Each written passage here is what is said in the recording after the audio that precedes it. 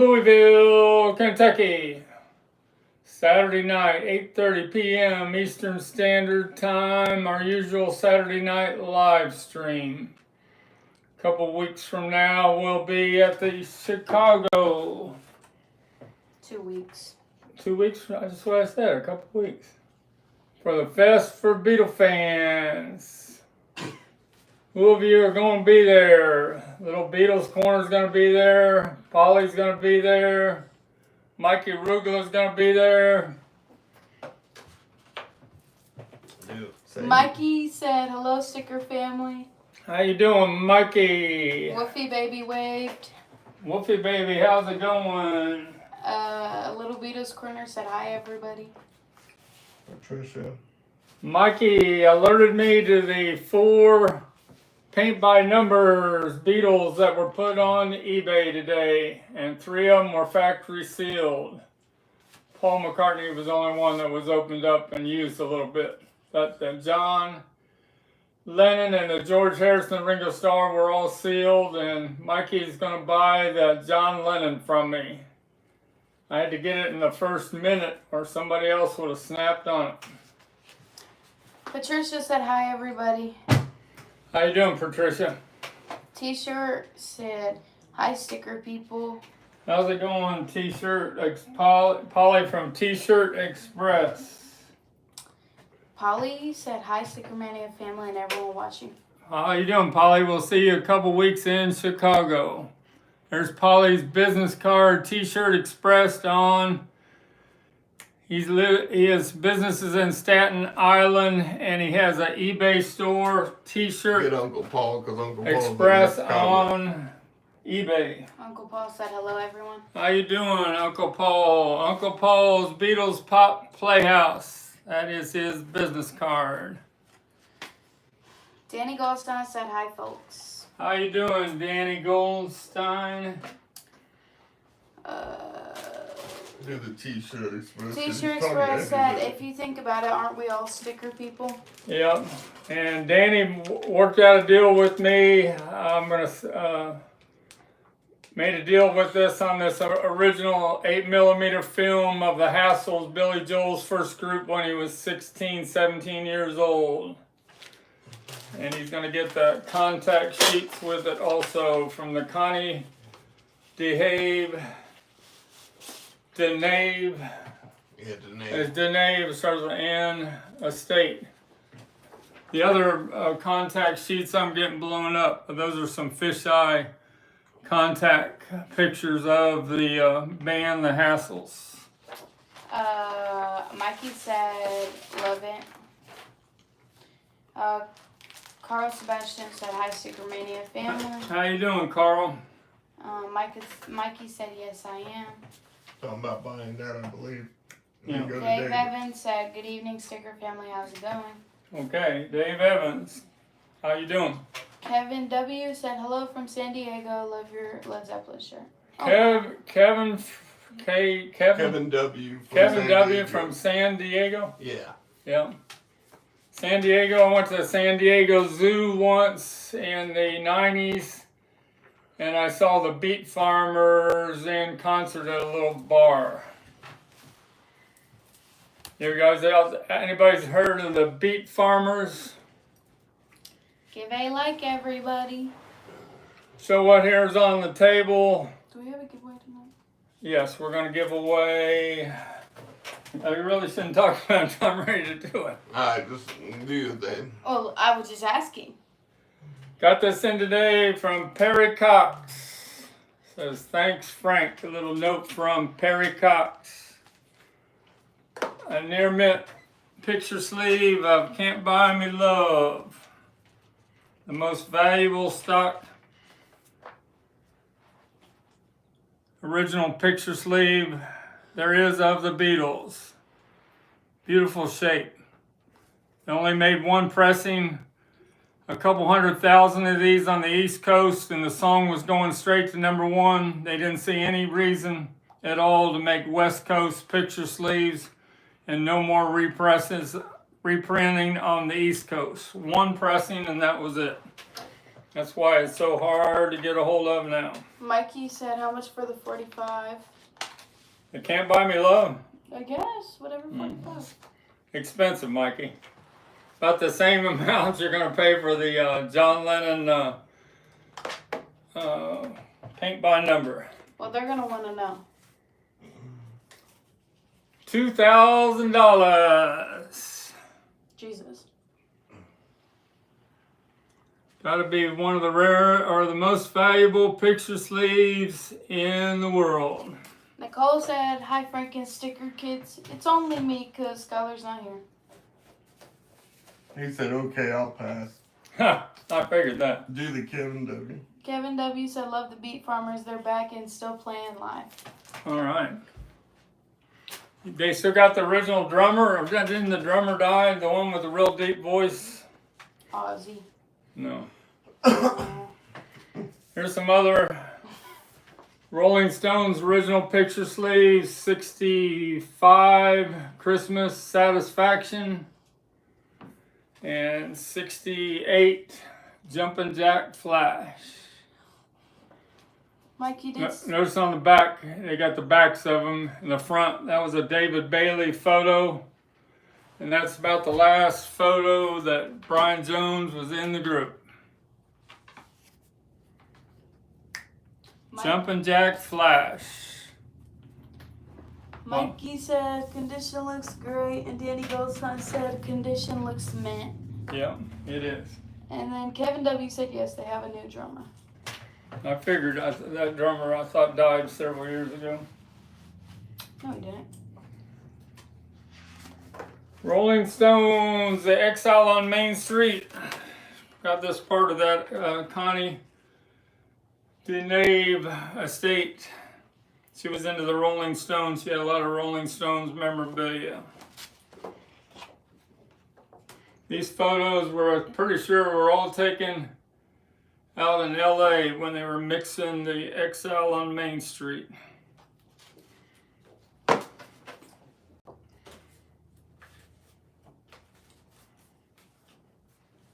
I showed these once before, but because I've been talking about the Connie estate, she was backstage with Herman Hermits at Ed Sullivan's show, and Peter Noon was 17 years old. The band was nervous as hell to perform before the world for the first time on the Ed Sullivan show, and she calmed them down and said, "You're going to be fine." They did a great job, and both these songs went to #1. Mrs. Brown, you got a lovely daughter, and I'm Henry the 8th I am. So Connie knew how to do her public relations. That's a big photo of her there. She died several months ago. You want to put that over by that big scrapbook? We're in the corner. Huge scrapbook. That's a huge scrapbook. Uncle Paul said hello, Ariana. Hello. Then he said he already liked. And then Johnny Ramon said, got Mr. Moonlight, question mark. I think that's just a joke towards Mikey. Yeah, that's a joke towards Mikey. Oh. This is from the Connie DeNave estate. She was friends with Sid Bernstein, and they both had offices in New York City. And somebody corrected me that that Sid Bernstein had so many of these locked up in a safe that he forgot about, and then he later discovered them. That's where these all came from. The safe of Sid Bernstein. Sid's no longer with us. This is up on my STICKERMANIA. Show that pink thing. STICKERMANIA 2853 eBay store. Unused ticket, 6 1/4 inch by 1 1/2 inch in size. See the Beatles at Shea Stadium, August 23rd, 1966. Led Zeppelin reel, I think I showed that last time. Mikey said he loves the song Since I've Been Loving You. 1970, Led Zeppelin 3. Impacts tapes, reel to reel. Hardly played condition. That's on my eBay store also. STICKERMANIA 2853.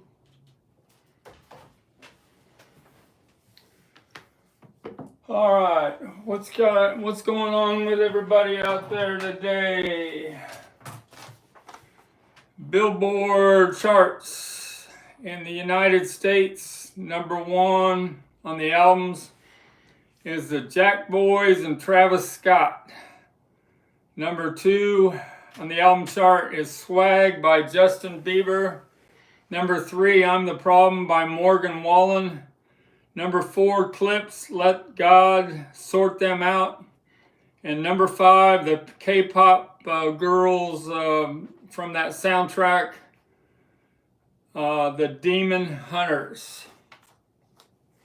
On the singles charts, Ordinary by Alex Warren is #1 for the 8th week in a row. Daisies by Justin Bieber will be going to #1 probably next week.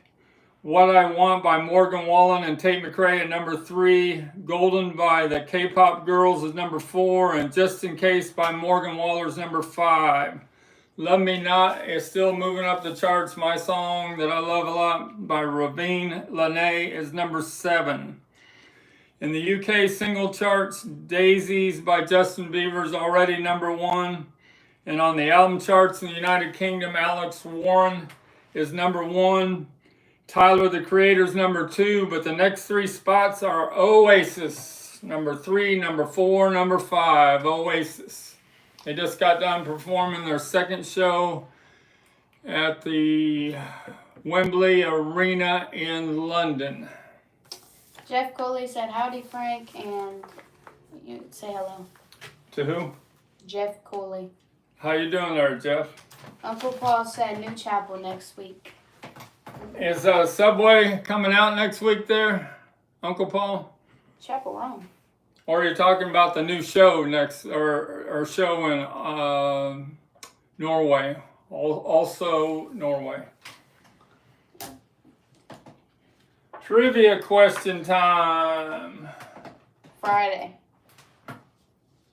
I don't know what we Friday got enough is. people watching to do it. Fridays, whatever Friday. Man. Friday's our next. That must be the single release of Subway, because that's when they release singles on Fridays and albums. There's 23 people watching. You can do it right now if you want. All right, to win this and T-shirt Express made 15 of these that I'm going to give some away at the Fest for Beatle fans in Chicago on August 8th and the 9th. We'll be leaving on the 10th. I got size medium, large, and extra large. And you also get one of these glossy photos, promo photos for the Yardbirds. It's got Connie DeNave, public relations, on the bottom of the photo. This is before Jimmy Page joined the group, and Jeff Beck is in the group there at the top. Here's 3 questions to do with the Yardbirds. #1, what 3 famous guitarists were members at one time in the band the Yardbirds? What 3 famous guitarists were members for a while in the band the Yardbirds?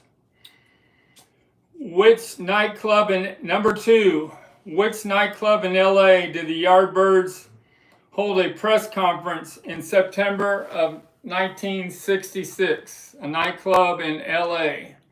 What's the name of it? #3, which member of the Yardbirds, after the Yardbirds broke up, worked behind the scenes for the first album of Led Zeppelin? Which member of the Yardbirds worked behind the scenes for Led Zeppelin for their first album in 1969? By the way, all answers have to be in the same text box for us to read them. So. Okay. I think that's just important. No one put everything in the same line because they're behind. Just gotta wait a second. You gotta wait a second so they can catch up. We got part of it, right? And yeah, they're just doing that. But alright. Okay, do There's that. the first one, Danny Goldstein. Danny Goldstein. No. Which member of the Yardbirds worked behind the scenes but wasn't a member of Led Zeppelin? Maybe I didn't say that clear enough. One of these members of the Yardbirds worked behind the scenes on Led Zeppelin's first album. Mikey, then Polly. Mikey. You're awful close there, Mikey, but Jimmy Page was in Led Zeppelin. And then Polly. Polly. No. Wolfie Baby. Wolfie Baby. You No. only did the one, yeah. All right, Danny Goldstein. Danny Goldstein. No, you got the last two wrong. All have to be in the same question. The nightclub wasn't called Hullabaloo. Daniel Castillo. Rag or Rock. No. John Bottom was in Led Zeppelin. A member of the Yardbirds that worked behind the scenes that wasn't in Led Zeppelin. He took photos of the band for the first album. That's a hint. Do Patricia's. Whiskey A Go-Go. We're getting close. No. That's not the name of the club. Keep going. There's another club real close to Whiskey A Go-Go in the 60s. What was it called? Wolfie Baby, look at him. No, not Whiskey Go-Go. Jeff Beck quit the Yardbirds. He did not work for Led Zeppelin. This is fun. I like this. This is going to take a while. It's good. We got time. Wow. It's going to take a while. Any other ones there? We're all getting the first one right. Daniel. Wolfie Baby. You got to have all three of them in the same answer. All three. Nobody's got yet the member of the Yardbirds that worked behind the scenes for Led Zeppelin's first album. He gets credit right on the back of the cover. Okay, Patricia again. Well, Jimmy Page was in the thing, so that can't be it. No. And Jeff Beck can't be it. All right, look at Daniel Castillo. No, but you're getting awful close. We got which other member of the Yardbirds could be that did the photo for the back of the Led Zeppelin first album? Don't any of you have the first album there? Fio. Greg Fio. Greg Fio is the winner again. Good job. Good job, everybody. So Chris Deja was the man that took the photos right there in the middle for the back of the Led Zeppelin album. I've never seen the name Jeff. It says credits right here. Backliner photo, Chris Deja. That's an interesting one there. That was a good one. And I sold that Jimmy Page autographs and the whole band, except for Jeff Beck, a few months ago that I had for $7.99 when they did the press conference at the Troubadour in September of '66. So good job, Gregory Field. You will win again. Your first comment. Yeah, his first comments to winning. Yeah, there we go. That was his first guess, wasn't it? Yeah. All right, some imports. I'll clear the table off and show some other things. This is a 1966 late pressing from the United Kingdom of Aftermath. In excellent condition. I know the first press has the Aftermath kind of in double, like a ghosted. And that's how you actually have a first pressing. But this is a second pressing. But look at that laminated glossy cover with the flip backs on the back. Really nice shape, and the record's got F full frequency stereophonic sound, FSS. That's how you want to get the Rolling Stones first. Their audiophile pressing have to have that on them. FSS, that means they were mastered from the original master tapes that probably don't even exist anymore, unless Mick Jagger's got them locked up somewhere. They recorded all over the world. It's kind of hard to say anybody's got the original master tapes of the Rolling Stones. They recorded at Chess in Chicago. They recorded at Muscle Shoals in Alabama. They recorded out in LA. Recorded at several studios in London. They were not like the Beatles, where the Beatles were mostly all at Abbey Road Studio. Showed this with Mikey Arugula, first pressing of Let It Bleed stereo with the little hole on the back. How you know it's a stereo? Because it's got the blue inner sleeve. If this would have been red there, you would have had a mono pressing. I think Daniels told me that the mono pressing is just a fold down of the stereo. Don't touch me. And this is a FF full frequency stereophonic sound pressing also. In excellent condition. Where'd your hat go there? I don't know. It's right there on the floor. Why? Careful, Don't touch me. Careful. Greg Field said Royal Albert Hall with Rolling Stones live LP on deck at 2. Yep. But there's rumors that wasn't really recorded at the Albert Hall. The German pressing of Sticky Fingers, the best pressing you get, that's mastered by Doug Sachs. In my 3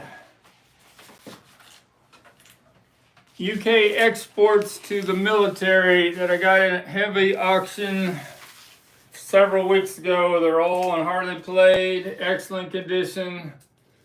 Bad Fingers, 1970. I've never heard this record sound so great. I listened to side 2 of it yesterday when I did my mini trampoline.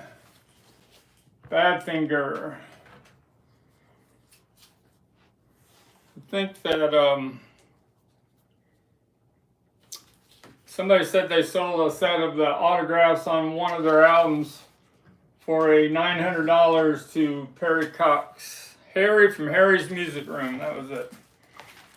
1970 Kinks, Lola versus Power Man and the Money Go Round.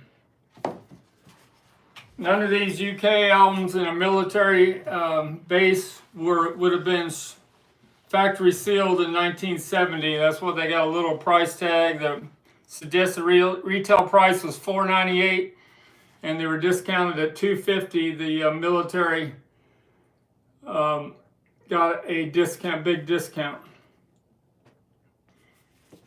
And Rubber Soul, a 1970 pressing of Rubber Soul with the flip backs and the glossy cover and a -3 matrices.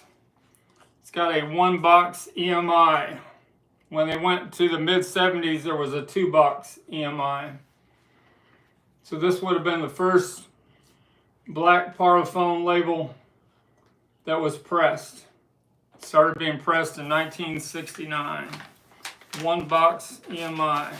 PWC said, I want to get a Let It Bleed UK one day. All right. Well, I got one for sale. Greg Field said, thanks, Frank. Got 2XL shirt? ? I have nope, I only have medium, large, and extra large. I will have to send you an extra large. You got your hat on there, buddy? Johnny says, nice hat, kid. They like your hat, even though it's not on right. Yeah. So this is not in very good condition. Came with a collection the other day, a 1964 Beatles beach hat that they sold at the Hollywood Bowl in 1964 in blue and red. Who wants me to get a pie and throw it at his face? Me. Okay. Butcher cover time. I got several stories to tell on the butcher cover. He said XL. Okay, thank you, Frank. You're welcome. So PB Saul has another YouTube channel. He was doing a Friday night stream last night, and he shouted out to me that he may send me a salesman butcher cover proof that has little holes. There are first state butcher cover proofs that salesman had in a notebook, and they'd go around to different distributors and they would show what the next Beatles album was going to be. And it's a butcher cover proof. PB Thal has one, and I told him I'd sell it for him for a 20% commission on my YouTube channel. Hopefully we can make a deal, and I have that in a few weeks.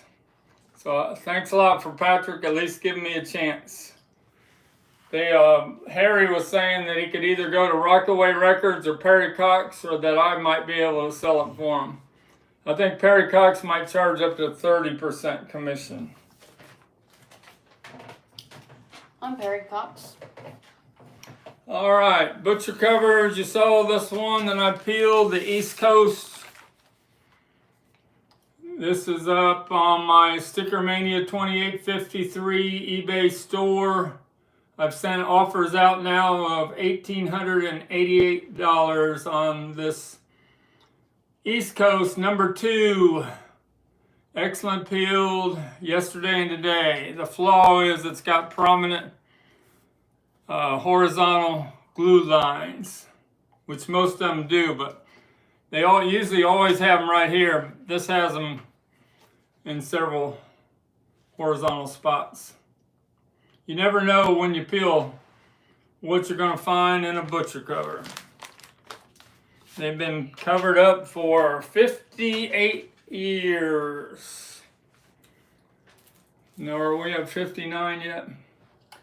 T-Shirt Express said... Yeah, we're at 59 years old now. T-Shirt Express said I'm in a restaurant, so I can't hear Frankie too good. Yeah, Frankie. Can't hear me very good? Man, me and Mike Arugula were the two loudest people on YouTube. Well, it's because he's in a You're loud restaurant. either way. I'm loud anyway. Yeah. Johnny Ramone said, glue strips, Frank. Nice job, Frank. Blue strips. Glue. Oh, glue strips. Glue what? Glue strips, Frank, question mark. Nice job, Frank. On the butcher cover. Glue strips. Glue strips for the butcher cover. That's what I think he's talking about. There are horizontal glue lines. Yeah. Yeah, glue lines. Where on the West Coast you got those circles on the right edge. Stripes, whatever, yeah. On the West Coast you have the stamp glue circles. Where on the East Coast you got the horizontal glue lines. You were confused for a minute there. Stripes. What's going on, Sticker Teenager? Glad you made an appearance. Did you? Oh, you didn't go swimming today. I went swimming. Good. All right, Mike from the In Group put a whole video out on how it's cool to have a price sticker on the original factory shrink. And I would say this is the ultimate price sticker to have of any album in rock and roll history. A 1966 mono second state butcher cover that was discounted in probably 68 when they phased all the mono albums out and they were selling them all at $2, or this one's $1.97. That price sticker tells a story. And that for it to still be on there all those years later is amazing. Number 3, Scranton Mono East Coast. If I don't sell this at $2,500, I'm going to have the nerve in a week to peel it. I could lose money or I could make money. The chance I take. At least I got a lot of experience doing it. What's the percentage? 50-50? something like that. Odds are 50-50.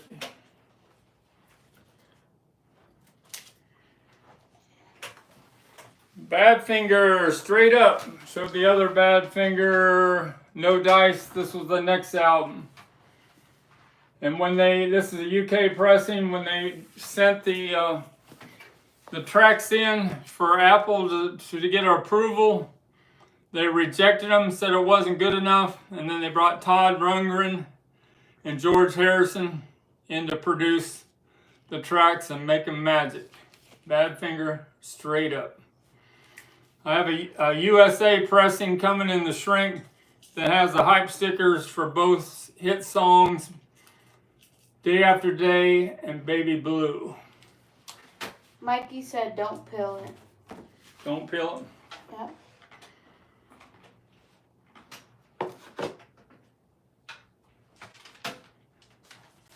All right, I had a little short about condition, and Beatles memorabilia collecting. I had some people that disagreed, that said it's rarity, and Mikey would say it's probably rarity. But I've been doing it so long, if I see something like today, those paint by numbers that were in such good shape, or this, never seen a Reveal kit in this kind of condition before, a Paul McCartney. This is already sold, but they usually have a lot of wear on them, or they'll have some paper loss or a price tag. This doesn't have any of that. Oh, it does have a 99-cent stamp on there. This is already sold for $400. But the Paul McCartney model is still sealed in the inside baggie with the instruction sheet and the insert for the paint that you were supposed to buy, model paints to paint the model. 1964 Reveal. Now, how you know this is a USA? It's got that little 150.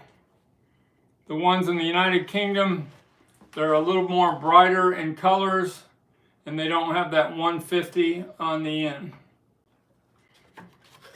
Speaking about books, price, not a price guide, but memorabilia books. Pat Graham posted yesterday that he is going to be putting out, him and Phil Harbour, going to be putting out a new Beatles guide of memorabilia here in the next year. It might be in the next 6 months. Mikey Arugula would probably know the answer to that. Mikey Arugula. Forgot to show this during the Mikey thing. All that Rolling Stones photos I got when they first came to America, and they were on the Les Crane interview show. They also went to, what city would this have been? Pittsburgh, and they were on the Clark race. They got interviewed by Clark Race. This is the original Beatles postcard from Clark Race. It was called, "This certifies that Anne is a member of Clark Race's Beatle Crackers." 1964 postcard. Hello, Beatles Cracker, hello. Here are photos from the swinging trip that the Beatle Cracker Contest winner Jacqueline and I took to England and Scotland to meet the Beatles. These shots were taken in the Beatles dressing room, in the TV studio where they did the Shakespeare bit, and on my arrival back home. Danny Goldstein said, how is Terry Crane doing? Terry Crane's doing better, right? He's been posting on the Beatles Facebook. He's got to be doing better. Mikey Rigla said, yes, finalizing book right now. Yep. And then Mikey said, Terry is better. All right. Thanks, Mikey.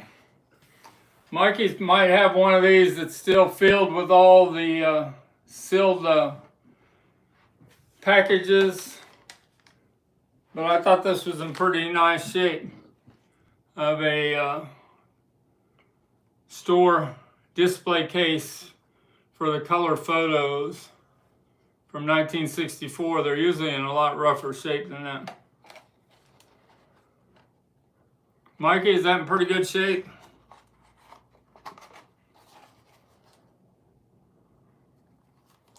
Held up for 60 years, over 60 years.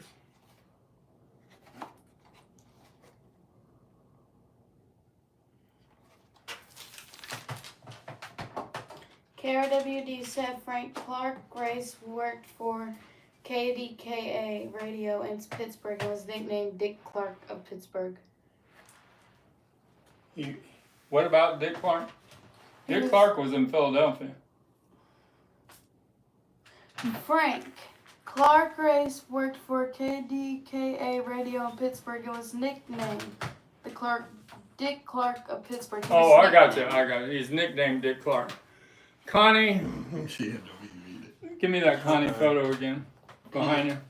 Who's laughing at me? I didn't do nothing. I'm not laughing. So Connie, when she in the 50s, her first job in New York City, she worked for Dick Clark in 1956, and she would have Dick Clark would do his show in Philadelphia, and he would take the train to New York for several weeks to promote in New York also. So Dick Clark was a workaholic.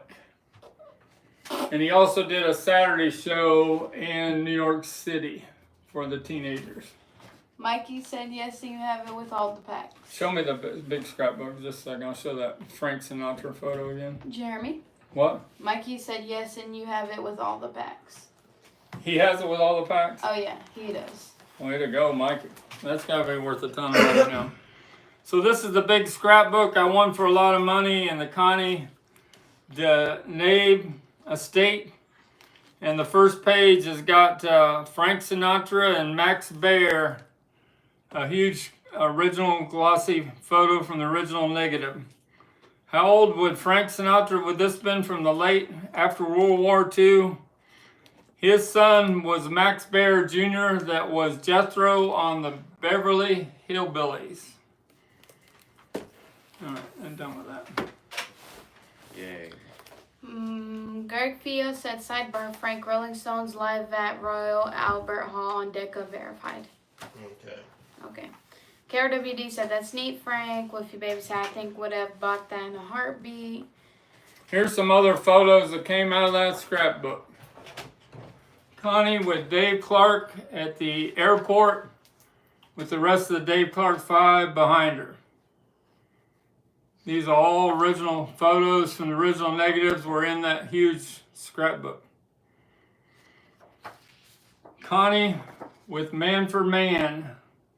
And I don't think Klaus Vormann is in the group here at that time.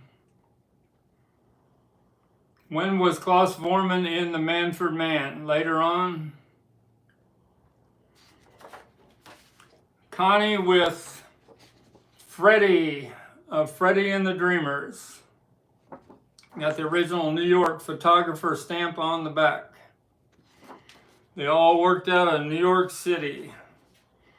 Original Capitol stamp photo of the Beach Boys when Brian Wilson was still touring with them. Must have been 1964. And another glossy original photo, compliments of Capitol, when Brian Wilson was still in the band, or in the touring band.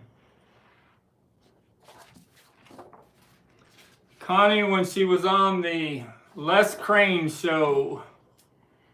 You know, I'm developing my negatives for when the Rolling Stones were on the Les Crane. Got interviewed on the Les Crane show on their first tour of, I think it's not July, June 4th through the June 20th, where they played Carnegie Hall twice.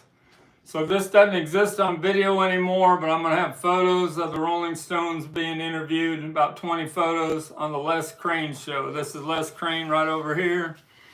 This is Nipsey Russell, Tony Randall, Connie Nabe, and Les Crane. That was in that big scrapbook. I showed this on the Mikey interview that's got a young Connie, or not yet. Connie's not young. Phil Spector's young. He's promoting the Righteous Brothers, and Barry Gordy is promoting Marvin Gaye album. You know, Barry Gordy was president of Motown Records. Rod the Mod. Somebody said they saw Rod Stewart. I think Andy Nichols from Two Legs saw Rod Stewart in concert last week. That's Rod the Mod with Connie. Jimmy Page with the Yardbirds. They only did 2 albums with Jimmy Page, and then the group disintegrated. And then Led Zeppelin was going to be called the New Yardbirds. And Keith Moon came up with the idea of, well, this supergroup's going to explode like a Led Zeppelin. And they go, wow, that's the name. Keith Moon named Led Zeppelin. Keith Moon was a crazy guy. A glossy photo promo of the Rolling Stones. Not very energetic there. The first time at the Mikey says this is the Idleway Airport before it became what? When did this airport become the John Kennedy Airport? This is early June of 1964. The second time they came to America in October of 64, and Connie's right there with the band. And this big glove here is what the policemen wore back then. Big white gloves for like directing traffic. It's stamped from the same New York photographer on the back. The Rolling Stones on the Hollywood Palace when Dean Martin made fun of them. Connie at the Leslie Gore's 16th birthday party bash they had at the Delmonico where Ed Sullivan lived. At the Delmonico Hotel. Connie was real persuasive in getting her bands The British Invasion on the Ed Sullivan Show. She was a public relations for almost all the British Invasion bands except for the Beatles. And the reason she didn't have the Beatles is Brian Epstein said she'd have to drop all her other clients to represent the Beatles, and she was not going to do that.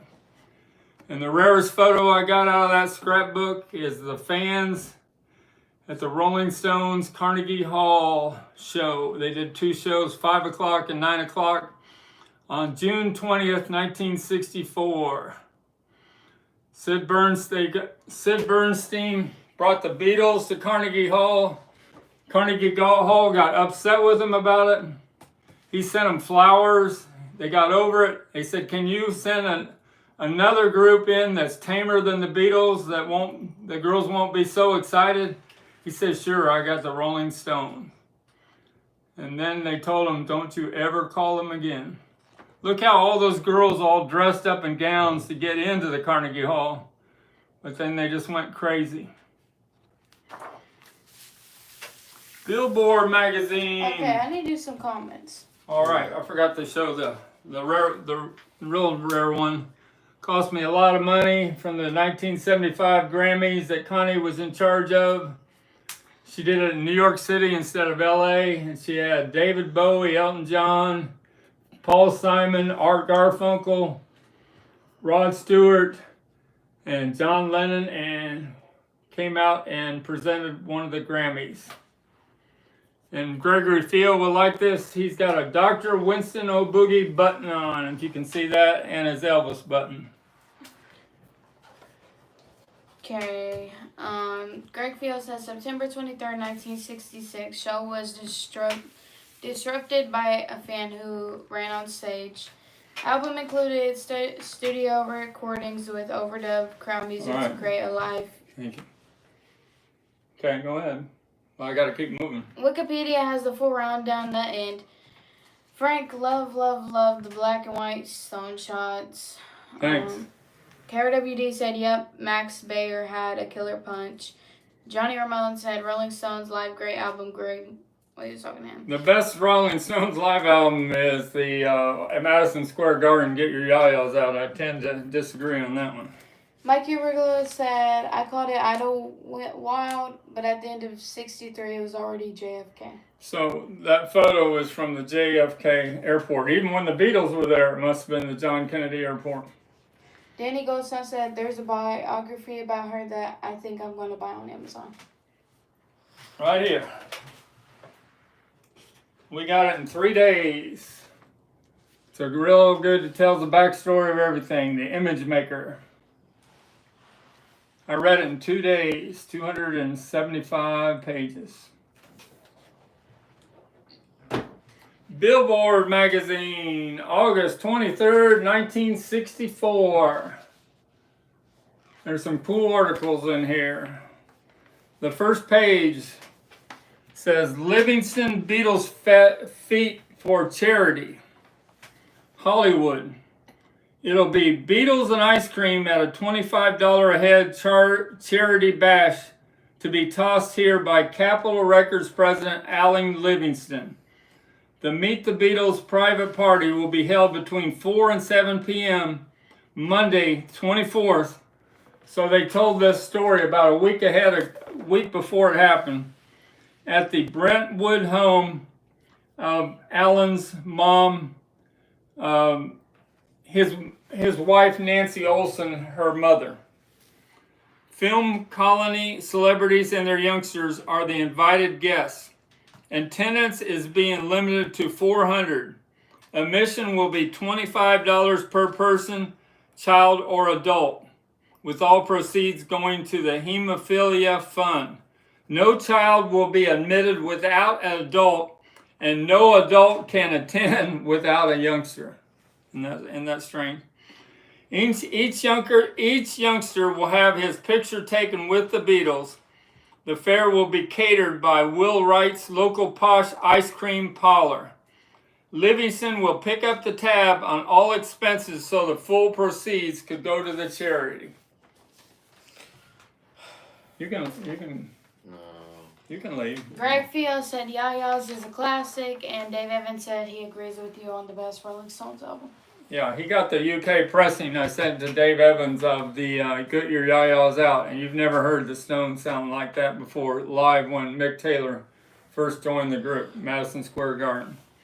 All right, on page 2 of this billboard, first U.S. tape set on Beatles.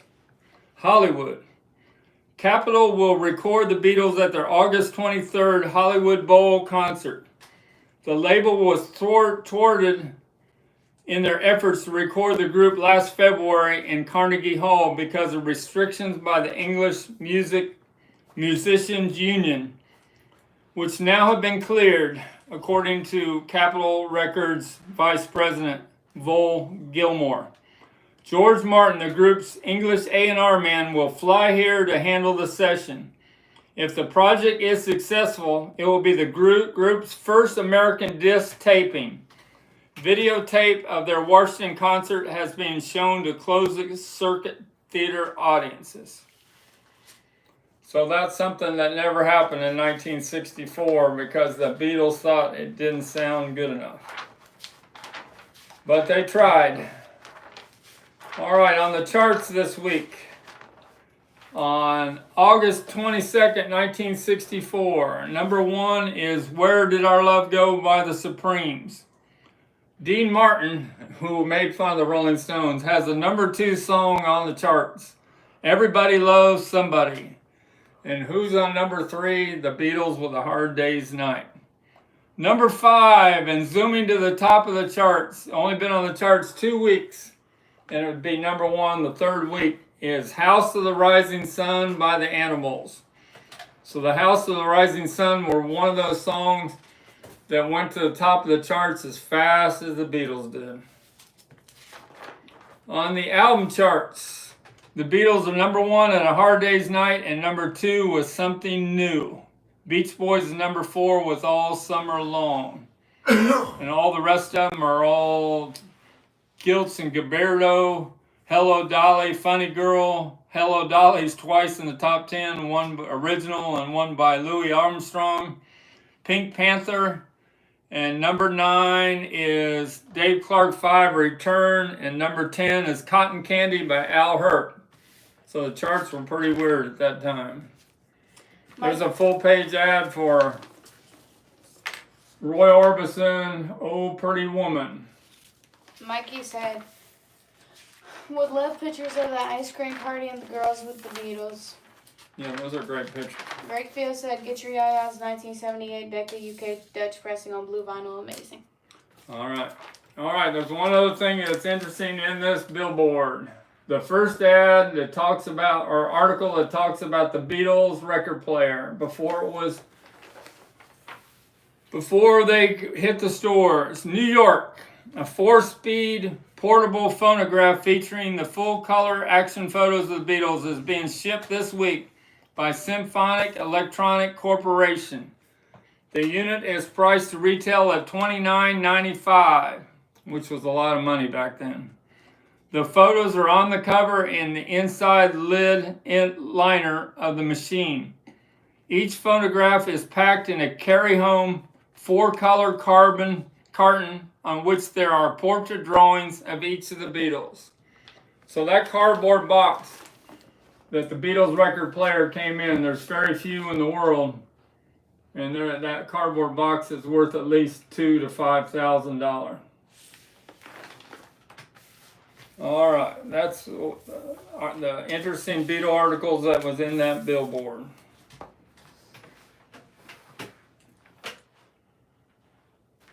Where are we at on time? It's 9:23. About 5 more minutes. You got any questions to My question finish is, this out? why is your name Frank? Well, the photos did I not show?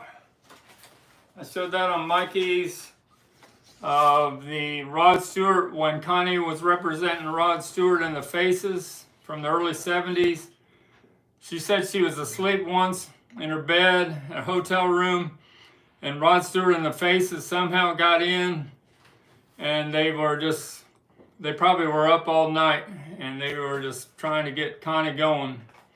I think they were playing music or something real loud to wake her up. Where's the other color photo I had of that? I don't know. Like the live stream. I just had another one of Freddie. I don't have it. I just had them both. Oh well. You're playing games with me. I don't have it. He doesn't have it. Alright, well here's a color photo I found in that collection. It's got the copyright from the New York photographer, a color photo of Freddie and the Dreamers. I had a color photo of Freddie by himself, but somehow I got... Oh, here it is. Sorry about that sticker. I'm blaming you, and there it was. There's a great photo, color photo of the late Freddie. I can't say his last name. I think it's Garrity. Freddie Garrity. He was the oldest, about the oldest one in the British invasion. He was like 10 years older than everybody else in the British invasion. But he was a good jokester, and that dance he did do the Freddie, and their big song, I'm Telling You Now. I think that was a #1 song. Sorry about that sticker, teenager. Now you made him sad. My Mickey Mouse thing I found in that big scrapbook.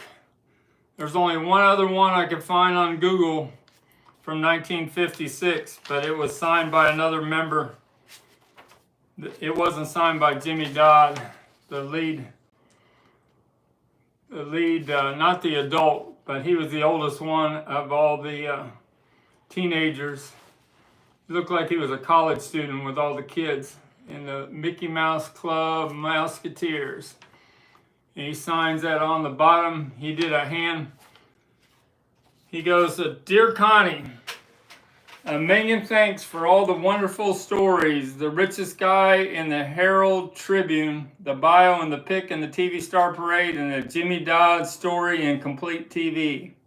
Thanks also, Connie, for the copies of these. My scrapbook is really bulging, and you know I love it. So nice being with you in California. And we had dinner Sunday night with, don't know, gets real complicated. This is all 1956 thing. Our Musketeers and I did a show in the Hollywood Bowl Saturday night. Robert was conducting. It was great, Connie, and the reviews were raves. And he goes, take care of yourself, Connie, honey. Please give my love to little Joey in Brooklyn. Thanks, Connie, for being so wonderful to me. God bless you. Love, Jimmy. All right, that was pretty cool. But that little envelope there, that's up on my STICKERMANIA 2853 store for $299 for the letter and the envelope for all you Walt Disney collectors. Mikey said, good show, Frank.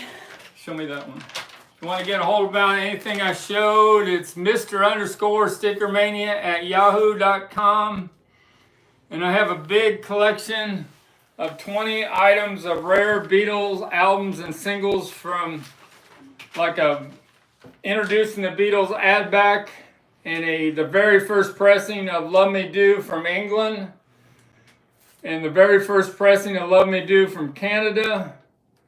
And I got a VJ 581 with the oval label on one side and the brackets label on another side. All this is coming from Beetle Bay. The head of Beetle Bay is selling his Beetle collection, and I picked out the best 20 items. And they're all coming tomorrow. I'll have them here for Wednesday on the next live stream. No butcher covers, though. I've already bought all those butcher covers. Kyle Foster said, at Mr. STICKERMANIA, hi, could you please share your email with us again? Email. Mr. Just show. Mr. _. That's important. If you Took need me a it- while to figure out underscore.